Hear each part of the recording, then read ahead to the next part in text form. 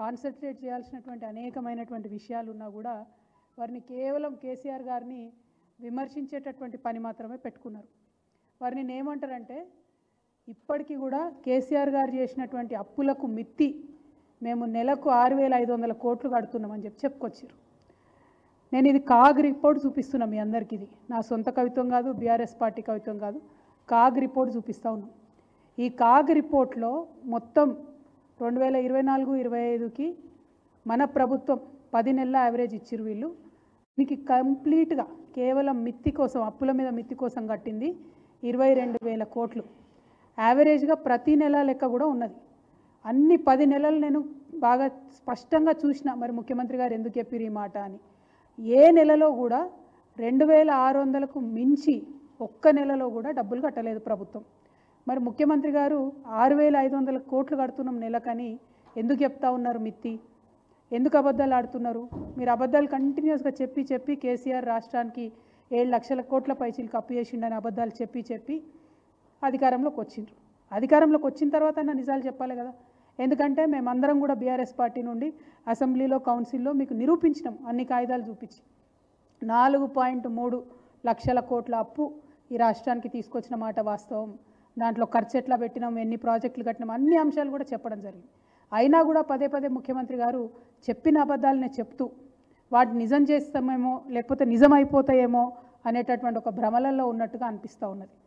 ఓ పక్క అప్పులు, ఇంకో పక్క ఆదాయం. ఎంత దారుణం అంటే ఒక రాష్ట్రాన్ని పరిపాలన చేసే ముఖ్యమంత్రికి ఎంత ఆదాయం వస్తుందన్న విషయం అయితే ఖచ్చితంగా తెలిసి ఉండాలి కదా. ఆయన ఏమంటారు, రాష్ట్రానికి 18,000 కోట్ల ఆదాయం వస్తుందని చెప్తున్నారు. మళ్ళీ నేను ఇదే కాగ్ రిపోర్ట్ చూపిస్తూ ఉన్నా. ఇందులో స్టేట్స్ ఓన్ రెవెన్యూ అన్నది కూడా సపరేట్గా చూపించింది. దాంట్లో కాగ్ ఏం చెప్తుందంటే యావరేజ్గా చూసుకున్నట్టయితే 12,000 కోట్ల పైచీలకు ఆదాయం రాలేదు ఈ రాష్ట్రానికి. మరి 18,000 కోట్లను ఎందుకు చెప్తా ఉన్నారు ముఖ్యమంత్రి గారు? ఎవరిని మభ్యపెట్టడానికి చెప్తా ఉన్నారు? ఓ పక్కనేమో ఆదాయం ఉన్నది లేనట్టుగా చెప్తున్నారు, ఇంకో పక్క అప్పులు కట్టనివి కట్టినట్టుగా చెప్తున్నారు. మరి ఇదంతా ఎందుకోసం చేస్తున్నారు? ఏం కన్ఫ్యూజన్ క్రియేట్ చేయాలని చేస్తున్నారు అన్నది రాష్ట్ర ప్రజలు ఆలోచించాలి. ఇంకొక దారుణమైన విషయం ఏంటంటే ఆదాయం పడిపోవడంలో ప్రధానమైనటువంటి కారణం ఇవాళ హైడ్రా. ఎందుకు ఈ మాట చెప్తా ఉన్నా అంటే నేను సాధికారికంగా చెప్పగలుగుతా ఉన్నా. స్టాంప్స్ అండ్ రిజిస్ట్రేషన్స్ యొక్క ఆదాయం ప్రభుత్వం ఏమనుకున్నదంటే 18,000 కోట్లు వస్తుందని ఒక అంచనా వేస్తాయి ఏ ప్రభుత్వాలైనా కూడా. ప్రభుత్వం అఫీషియల్గా వేసినటువంటి అంచనా 18,000 కోట్లు. కానీ వీళ్ళు హైడ్రా పేరుతోని సృష్టిస్తున్నటువంటి విధ్వంసంతో ఆ ఆదాయం పడిపోయింది. 5,800 కోట్లకు ఆదాయం పడిపోయింది. ఇది స్పష్టంగా సుస్పష్టంగా తెలుస్తుంది. అయినా కూడా అరాచక మాపకుండా నిన్న మొన్న కూడా మలక్పేటలో పోయి మళ్ళీ ఇల్లు ఊలగొట్టిండ్రు. హైదరాబాద్ యొక్క బ్రాండ్ ఇమేజ్ని సర్వనాశనం చేసేటటువంటి ప్రయత్నం చేస్తుంది కాంగ్రెస్ సర్కార్ తప్పితే పెంచేటటువంటి ప్రయత్నం చేస్తలేదు. కాగ్లో ఉన్నటువంటి వాస్తవాలు ఇవి, నా స్టోరీస్ కాదు, నా కథలు కాదు. కంప్లీట్గా ఆదాయం పడిపోయినటువంటి పరిస్థితి ఉన్నది స్టాంప్స్ అండ్ రిజిస్ట్రేషన్. మరి ఇవన్నీ ఒక పక్కన ఉంటే ముఖ్యమంత్రి గారు ఏం మాట్లాడతారు? ఏం మాట్లాడింది అసలు? ప్రధానమంత్రి గారిని కలిసి కొత్త విషయం ఏమైనా చెప్పిరా? కొత్త ప్రాజెక్ట్ ఏదైనా డబ్బులు ఇవ్వమని అడిగినరా? మొన్న పోయినప్పుడు ఏవైతే ఇచ్చిండ్రో మళ్ళీ అవే రిప్రజెంటేషన్స్ నిన్న కూడా ఇచ్చిండ్రు. ఇచ్చి బయటకు వచ్చి ఏమంటారు, ఎస్ఎల్బీసీలో ప్రమాదం జరిగిందని ఎవరో విలేకరు మిత్రుడు మీలాంటి వాళ్ళు అడిగినట్టున్నారు, పత్రికా మిత్రులు. ఆయన ఏమంటాడు, ఎస్ఎల్బీసీ విషయంలో అసలు బీఆర్ఎస్ హయాంలో పనే జరగలేదు, కంప్లీట్గా మేమే చేసినాం కాంగ్రెస్ వచ్చినాక అని చెప్తారు. ఇది నిజంగా పచ్చి అబద్ధం. ఎస్ఎల్బీసీ విషయంలో కేసీఆర్ గారి యొక్క విశాల హృదయం ఏంది తెలవాలి అంటే ఎస్ఎల్బీసీ ప్రాజెక్ట్ విషయంలోనే తెలుస్తుంది.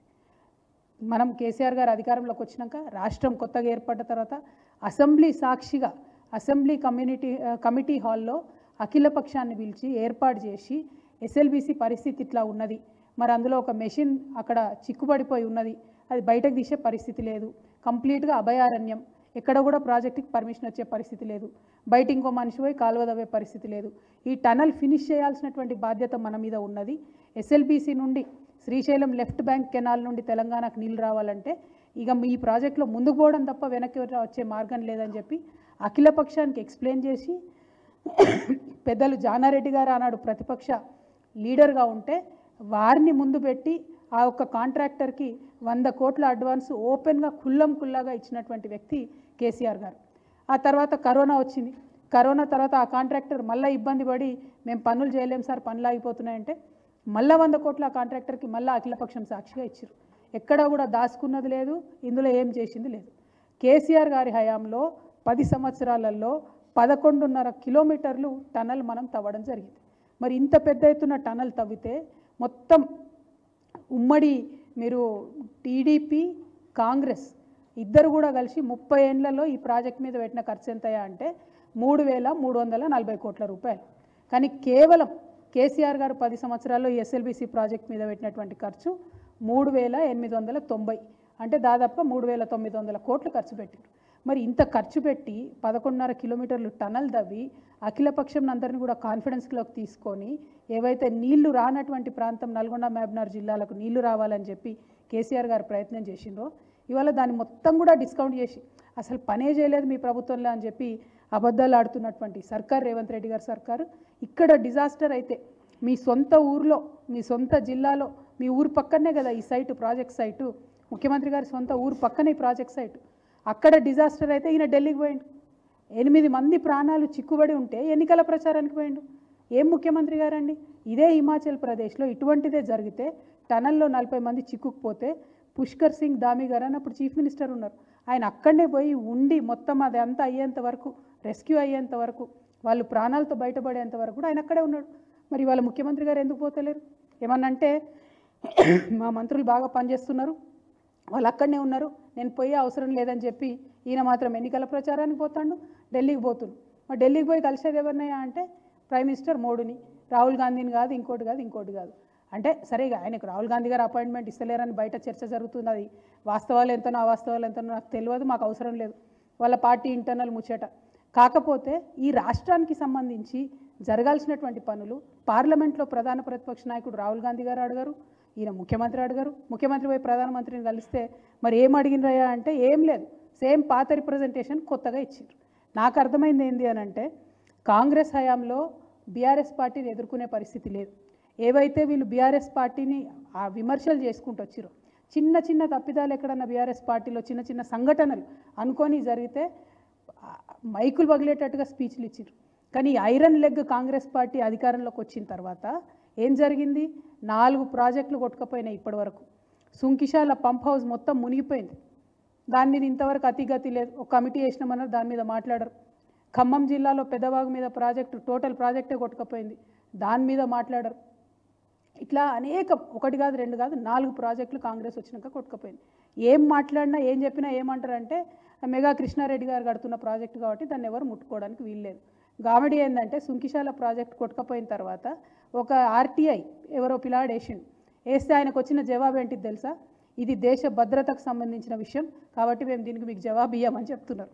ఇక మెగా కృష్ణారెడ్డి గారు ముచ్చడి చెప్పమంటే దేశ భద్రత అంటే మరి ముఖ్యమంత్రి గారి ప్రాధాన్యతలు ఏంది, ప్రయారిటీస్ ఏంది, తెలంగాణ ప్రజలు ఇంపార్టెంట్, ఆయనకు కాంట్రాక్టర్లు ఇంపార్టెంట్ అర్థమవుతున్నటువంటి పరిస్థితి. సో ఇవాళ మేము ప్రజలకు చెప్పేది ఒకటే, ఆయన పిఎంని కలిసిన తర్వాత, ప్రధానమంత్రిని కలిసిన తర్వాత ఈ రాష్ట్రానికి ఏమొచ్చింది?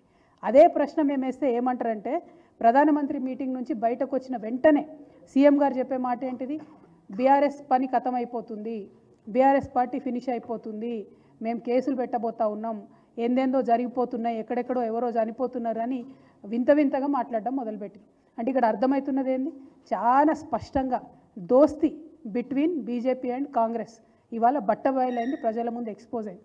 వాళ్ళిద్దరు కలిసిన తర్వాత బయటకు వచ్చి ముఖ్యమంత్రి మాట్లాడే మాటలు ఏంటిది అని అంటే ఇగో బీఆర్ఎస్ని ఖతం చేస్తాం, కేసీఆర్ని ఖతం చేస్తాం, కేటీఆర్ మీద కేసులు పెడతాం, అందరి మీద ఇదే మాటలు మాట్లాడుతున్నారు. లేనిపోని విషయాలు ఎక్కడెక్కడియో తీసుకొచ్చి మాకు అంట పెడతా ఉన్నారు. అంటే కల్వకుంట్ల కుటుంబం మీద టార్గెట్ తప్ప, బీఆర్ఎస్ పార్టీ మీద టార్గెట్ తప్ప ఇంకో ఆలోచన కనబడతలేదు. మా కల్వకుంట్ల కుటుంబం అంటే కట్టుబాట్లతో ఉండేటటువంటి కుటుంబం, ఎప్పుడు కూడా మేము లైన్ దాటలేదు. నేను ఎంపీగా ఉన్నప్పుడు, ప్రజాప్రతినిధిగా ప్రజలు ఎన్నుకున్నటువంటి వ్యక్తిగా నేను ఎంపీగా ఉన్నప్పుడు కూడా ఎప్పుడు కూడా మా జిల్లాలో మా ఎమ్మెల్యేలు కాదని నేను మా జిల్లాకు పోలేదు, ఎప్పుడు కూడా ప్రోటోకాల్ వైలేషన్ చేయలేదు. ఇవాళ ఏం జరుగుతుందండి ఈ రాష్ట్రంలో? నిన్న ప్రధానమంత్రి గారిని కలిసి వచ్చినాక ముఖ్యమంత్రి గారు బాహాటంగా ప్రకటించారు, ఎస్ మా అన్న తిరుపతి రెడ్డి నా కాన్స్టిట్యున్సీ చూసుకుంటారని. మంచిది, కాంగ్రెస్ ఇన్ఛార్జ్గా ఆయన చూసుకోవచ్చు, ఇబ్బంది లేదు. కానీ కలెక్టర్ గారు ఎందుకు ఆయనకు ఎదురెళ్ళి స్వాగతం చెప్పాలి? ఎందుకు అఫీషియల్ మీటింగ్లలో కూర్చోవాలి, అఫీషియల్ రివ్యూలలో కూర్చోవాలి? మరి ఇది రాజ్యాంగేతర శక్తుల్ని మీరు ఎంకరేజ్ చేస్తున్నట్టు కాదా? అంటే యనుమల కుటుంబం అయితే ఒక న్యాయం ఉంటుంది, కల్వకుంట్ల కుటుంబాన్ని మాత్రం మీరు అడ్డగోలు గట్టిపడతాట అనొచ్చా? మేము అట్లా కట్టుదప్పు ఎప్పుడైనా వ్యవహారం చేసినామా? అఫీషియల్గా ఎన్నిక కానటువంటి వ్యక్తి మా కుటుంబంలో ఎవరైనా ఎక్కడన్నా ఇన్ఫ్లుయెన్స్ చేసినటువంటి విషయం మీరు చూసిండ్రా? ఇవాళ మీరు చూస్తున్నారు ఏం జరుగుతుందో. ఒకరు కాదు ఇద్దరు కాదు కదా, మొత్తం వాళ్ళ టోటల్ బ్రదర్స్ అందరూ, ఒకరికి బుగ్గ కారు వస్తుంది, ఒకరికి కలెక్టర్ వచ్చి ఎదురుగా స్వాగతం చెప్తాడు. ఇక ఆ లిస్ట్ నేను చదవదలుచుకోలే, అంత పర్సనల్గా నేను ఎప్పుడు మాట్లాడలే, కానీ వాళ్ళ మాట్లాడాల్సిన పరిస్థితి. ఎందుకంటే ఇష్టం వచ్చినట్టు ముఖ్యమంత్రి గారు మాట్లాడితే కొన్ని వారి అనుంగు పత్రికలు ఉన్నాయండి. ఇది హెడ్లైన్, ఇది ఏం హెడ్లైన్? ఎవరికైనా వనుకొచ్చే హెడ్లైనా? దీనికి ఏమైనా ప్రూఫ్ ఉందా? దీనికి ఏమైనా మ్యాటర్ ఉందా? ఏంది ఈ హెడ్లైన్? ఏంది అంటే అల్టిమేట్గా ఏం చేయదలుచుకున్నారు మీరు? తెలంగాణ ప్రజలకు రక్షణ కవచంగా ఉన్నటువంటి బీఆర్ఎస్ పార్టీని ఇబ్బంది పెట్టాలి, కేసీఆర్ గారి కుటుంబాన్ని ఇబ్బంది పెట్టాలి. ఇది ఏం హెడ్లైన్ అసలు? ముఖ్యమంత్రి గారు ప్రెస్ మీట్ పెట్టి చెప్పిండ్రా? చిట్ చాట్లో ఏదో ఆయన సాటుమాటుగా మాట్లాడిండు. మాట్లాడితే ఒక పత్రిక, ప్రధాన పత్రిక హెడ్లైన్స్లో వస్తుందంటే దీని వెనుక ఉన్న కుట్రను దయచేసి తెలంగాణ ప్రజలు అర్థం చేసుకోవాలి. ఈ పత్రిక ఎవరిది? నిన్న ఆయన కలిసినటువంటి మోడీ గారు ఎవరు పార్ట్నర్గా ఉన్నారు? కేంద్రంలో రాష్ట్రంలో ఎవరు అధికారాన్ని పంచుకుంటున్నారు? పక్క రాష్ట్రంలో ఈ పత్రిక సంగతి ఏంది? ఇవన్నీ కూడా దయచేసి తెలంగాణ బిడ్డలు ఆలోచించవలసినటువంటి అవసరం ఉంది. ఎందుకంటే ఇటువంటి కుట్రలు ఇంకా పెద్ద ఎత్తున సాగుతాయి ముందు ముందు. వాళ్ళు చాలా ప్రయత్నాలు ఇదివరకే చేసిండ్రు, ఇంకా కూడా పెద్ద ఎత్తున ఆ ప్రయత్నం చేస్తారు.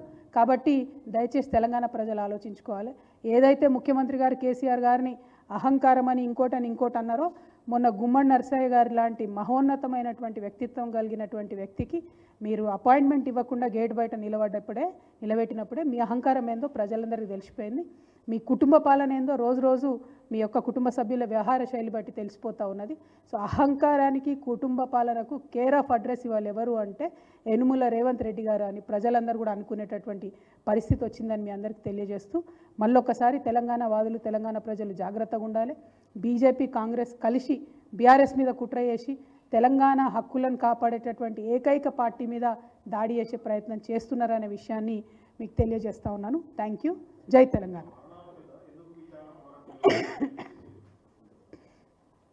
ఇప్పుడు ఒక్కటండి, ఈ మరణాలది క్లారిటీగా ఒక మాట అనుకోవాలి.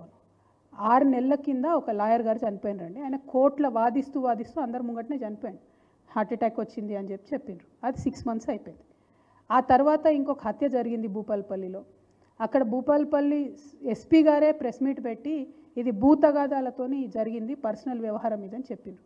ఆ తర్వాత నిన్న మొన్న దుబాయ్లో ఎవరో వ్యక్తి చనిపోయినారు, ఆయన ఏదో నిద్రలనే చనిపోయింది అనేటటువంటి విషయం ప్రధాన పత్రికలన్నింటిలో కూడా వచ్చినటువంటి విషయం. వీటన్నిటికీ మా పార్టీకి, మా కుటుంబానికి ఏం సంబంధం అండి? దీని వెనుక మేమైతే కుట్రకోణం చూస్తూ ఉన్నాం. డెఫినెట్గా ఇది కేసీఆర్ గారి కుటుంబం మీద కుట్ర తప్పితే ఇంకొకటి లేదు. ఎందుకంటే సంబంధం లేనటువంటి ఇండివిజువల్ ఇన్సిడెంట్స్ అన్నింటినీ పట్టుకొచ్చి ప్రధానమంత్రి గారిని కలిసిన తర్వాత మాట్లాడడం అంటే డెఫినెట్గా దీని వెనుక కుట్రకోణం ఉంది. నేనే కదండి డైరెక్ట్ సాక్ష్యం, బలైంది నేనే కదా, నేనే సాక్ష్యం ఉన్నా ఇక్కడ. సో డెఫినెట్గా కుట్ర ఉంది. నేను ఇవాళ ఈ పత్రికను చూపించడానికి కారణం ఏంటంటే నాకు ఆ పత్రిక మీద అక్కసు కాదు, ఈ హెడ్లైన్ చూడాలి. దేని ఆధారంగా ఈ హెడ్లైన్ వచ్చింది? ఇటువంటి కుట్రలు తెలంగాణ ఉద్యమంలో మనం చూసినాం, మళ్ళీ వాటిని పునరావృతం చేస్తూ ఉన్నారు. కాబట్టి నేను కాషన్ చేస్తూ ఉన్నా, తెలంగాణ ప్రజలకు హెచ్చరిక చేస్తూ ఉన్నా, జాగ్రత్తగా ఉండండి, వీళ్ళ కుట్రలు గమనించండి అని చెప్పి నేను ప్రాధేయపడతా ఉన్నాను.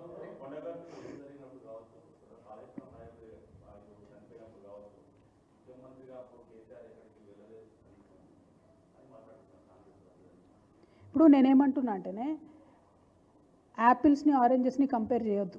ఇటువంటి ఇన్సిడెంటు ప్రపంచంలో టనల్స్ తవ్వడమే వింత అయితే అందులో లార్జెస్ట్ టనల్ ఇది వరల్డ్లో. ఇటువంటి టనల్లో ఒక యాక్సిడెంట్ జరిగింది. ఇటువంటి టనల్ యాక్సిడెంట్ హిమాచల్ ప్రదేశ్లో కూడా జరిగింది. జరిగినప్పుడు అక్కడ ముఖ్యమంత్రి పోయి ఆడనే కూర్చున్నాడు. ఒక ముఖ్యమంత్రి పోయి అక్కడ కూర్చుంటే రెస్క్యూ ఆపరేషను సీరియస్నెస్ అన్నది తెలుస్తుంది. ఇక్కడ ముఖ్యమంత్రి పోలేదు, మంత్రులు పోయి కూర్చున్నారు. కానీ ఇవాళటి వరకు పేపర్లో వార్తలు ఏమొస్తున్నాయి? ఇంకో పైప్ వస్తుంది, ఇంకో మెషిన్ వస్తుంది, వచ్చిన మెషిన్కి పార్ట్స్ బాగాలేవు, ఉన్నాయి లేవు అంటే ఒక కోఆర్డినేటెడ్ కన్సాలిడేటెడ్ ఎఫర్ట్ అనేది కనబడతలేదు. 8 మంది చనిపోయిన వాళ్ళు Uttar Pradesh, Uttarakhand, north Indian states నుంచి మన దగ్గరికి బతకడానికి వచ్చిన వాళ్ళు, ఇంజనీర్లు అందరూ ఉన్నారు అందులో.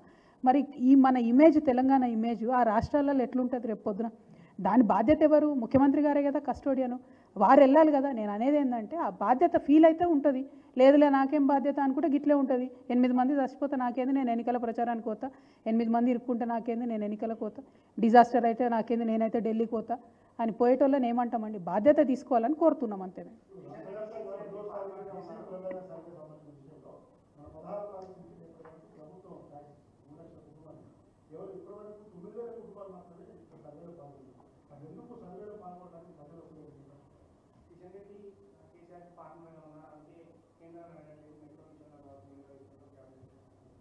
మేమేం అడుగుతామండి, మేము ఎక్కడ అధికారంలోనూ. నేనేమంటున్నా, కిషన్ రెడ్డి గారు ఏం అడుగుతున్నారో ఏం అడుగుతలేరో, ప్రధానమంత్రి గారి డైరెక్షన్లో ఈ ఆర్ఎస్ఎస్ ముఖ్యమంత్రి గారు ఏం పని చేస్తున్నారో మాకు తెలియదు.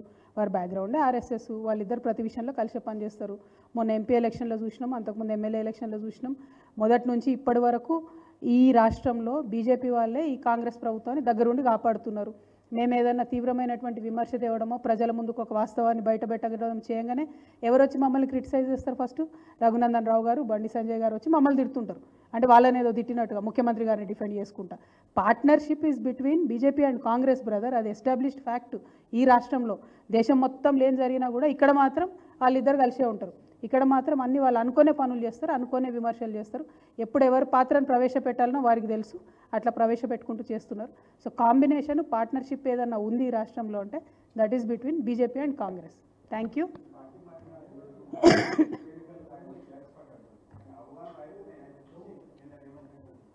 నేనేమంటున్నా బ్రదర్, చాలా మాట్లాడిర్రు నిన్న ముఖ్యమంత్రి గారు.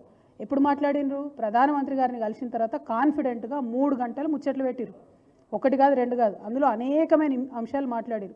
ఈ అన్ని అంశాలు కూడా ప్రధానమంత్రి గారి చేతిలో ఉన్నాయి కదా. ఎమ్మెల్యేల మీద ఏం తీర్పు రాదు అంటున్నారు. ఆ విషయం మీ వీరికి ఎట్లా తెలుసు? ఏది వస్తుందా రాదా, ఎవరి చేతిలో ఉంది, ఏంది అధికారం మీకు అర్థమవుతుంది కదా. నేను అనేది ఒకటే, వాళ్ళ నెక్సెస్ అన్నది, వాళ్ళ రిలేషన్షిప్ అన్నది నిన్న బయటపడిపోయింది. ప్రధానమంత్రి గారిని కలిసి వచ్చిన తర్వాత ముఖ్యమంత్రి గారు అనేకమైన విషయాలు మాట్లాడారు. అందులో ప్రధానంగా మా శ్రేణులకు, తెలంగాణ ప్రజలకు మేము చెప్పదలుచుకున్నది ఏంటంటే, ఒక కుట్ర జరుగుతూ ఉన్నది. ఆ కుట్రను మీరు గమనించండి. ఎందుకంటే ఇటువంటి కుట్రలు మస్తు చూసినాం తెలంగాణ ఉద్యమంలో. మనం ప్రజలకు మేము కమ్యూనికేట్ చేయడం ద్వారా ఆ కుట్రలను ఎదుర్కోగలిగినాం. ఫ్యూచర్లో కూడా అదే చేయాలని మేము అనుకుంటున్నాం.